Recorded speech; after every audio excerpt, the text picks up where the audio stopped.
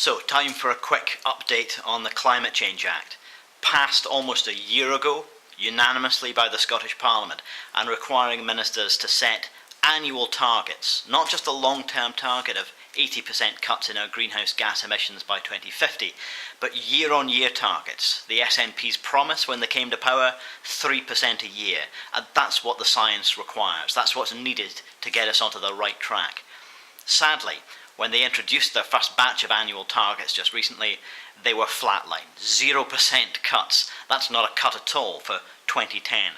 0.5% for the year after that. 0.5% for the year after that.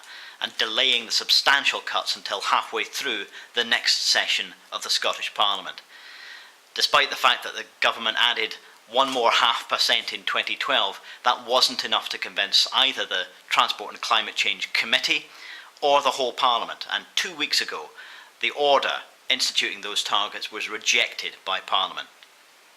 Since then, we've heard not a peep out of Stuart Stevenson, the Climate Change Minister, on his promise to set up a working group of all the political parties to try and get some compromise, get some common ground, and see how to move forward.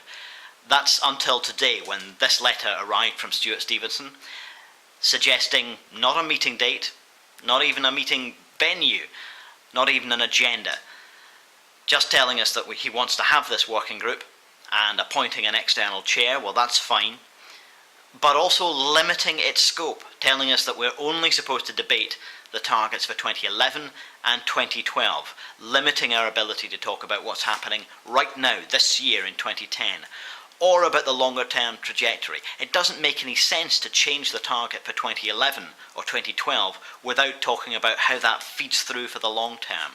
A cut next year can't be seen as a one-off. It has to have a long-term impact. So the Scottish Government is going to have to be challenged, not just on the urgency, because they still haven't set a meeting date for this group, but on the remit, on the scope, on the ability to look at the long term, look at the whole picture of these climate change targets. If he's not willing to do that, I don't see it's possible to get the kind of political consensus, or at least a majority across the Parliament, that's required.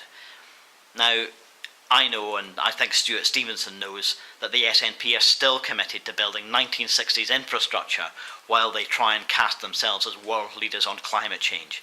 That doesn't add up. It won't wash for much longer. But even if they want to get a majority across the Parliament, they're going to need to show a bit more urgency. It's not enough to let 2 weeks go by and not even get some dates in a diary to sit down around a table and meet to discuss these issues. And it's not going to be enough now to delay other work like the energy efficiency strategy or other duties under the Climate Change Act, simply because Stuart Stevenson can't get a meeting date in his diary. If we don't see progress by next week, if we don't see a meeting to discuss the way forward, to see what common ground there is between the political parties next week, I think that's a serious question for the Scottish Government. This is perhaps the most important thing that they have to do, certainly the most important thing that Stuart Stevenson has on his agenda right now. And if he can't do this, honestly, what is he for?